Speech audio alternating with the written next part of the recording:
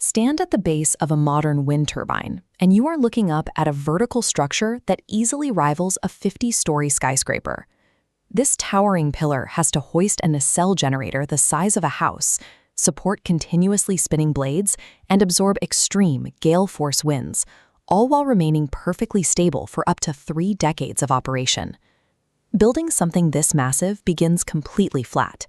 Factories take delivery of heavy, low-alloy, high-strength steel plates, often measuring between 20 to 50 millimeters thick. Engineers select this specific alloy for its exceptionally high strength-to-weight ratio. More importantly, it possesses the mechanical flexibility required to bend and sway slightly under heavy wind stress, rather than snapping under the pressure. The final structure operates as a dynamically engineered spine, constantly actively battling and absorbing monumental atmospheric forces day after day. Before these flat plates can go vertical, they pass through CNC plasma and laser systems to be sliced into precise shapes. These cuts require strict millimeter accuracy. The edges are machined with highly specific curves, so that when the steel is eventually bent, the ends will align perfectly to form a cylinder. Once cut, the plates are fed into massive industrial rollers. These machines apply immense mechanical pressure to force the metal to slowly curl into wide circular sections, known as shells. The tower is never built as a uniform pipe. It's assembled from a stack of shells that gradually taper from a wide base to a much narrower top. This geometry distributes the downward load and wind stress vectors across a larger footprint. By shifting the center of gravity downward and widening the base, engineers ensure the structure maintains absolute ground stability, even as it reaches extreme altitudes. To permanently fuse the rolled edges of these shells, factories rely on submerged arc welding, guided by precise robotic arms. These connections carry the entire dynamic weight of the spinning turbine above them. A single compromised joint could collapse the entire tower. To guarantee structural integrity, technicians deploy strict, non-destructive testing.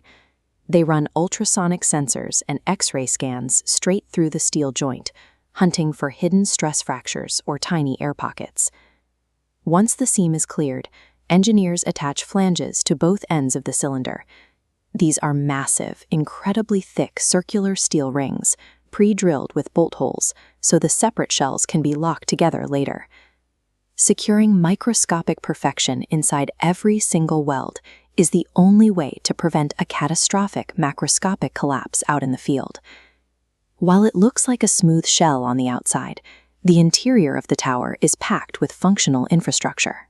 It houses heavy electrical cables routing power to the grid, along with maintenance ladders, staging platforms, and even internal elevators. Outside, the steel has to survive relentless environmental abuse. That includes corrosive ocean salt, abrasive dust storms, heavy rain, and decades of intense UV radiation. To defend the metal, the sections undergo a 3-step armor process. Industrial sandblasting strips away impurities, followed by an application of a heavy rust preventative primer, and finally, multiple layers of specialized weather-resistant paint. Before any piece leaves the facility, laser measurement tools verify the exact dimensional accuracy of the flanges, and ultrasonic sensors confirm the protective coating is thick enough to pass inspection. Through this careful addition of internal systems and heavy external armoring, flat steel plates are transformed into a durable, accessible vertical machine, rated for at least 25 years of operation. By the time they are finished, a single completed shell section can stretch up to 30 meters in length and weigh several tons. Transporting these components requires a highly coordinated logistical convoy. The steel shells are loaded onto specialized multi-axle trailers and driven carefully along planned routes, flanked by police escorts. The cargo is so large that teams sometimes have to physically widen tight roads along the route, or mathematically verify that local bridges can actually handle the immense weight of the transport. Physically moving these parts is an engineering feat almost as complex as building them. Local human infrastructure has to yield entirely to the physical scale of the components. Once the convoy reaches the wind farm, massive cranes, some capable of lifting over 500 tons, are positioned around the concrete foundation. Crews anchor the heaviest, widest bottom shell directly to the base. Then they hoist the next section high into the air, perfectly align those heavy steel flanges, and secure them using thousands of high-strength bolts. With the tower secured, the nacelle generator is mounted at the peak, followed by individual blades stretching up to 80 meters long. Engineers then run thorough diagnostics.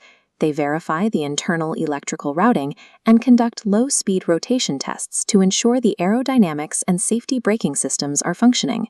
Through months of precise metallurgy, welding, and highly coordinated logistics, a stack of flat steel plates is raised into the sky.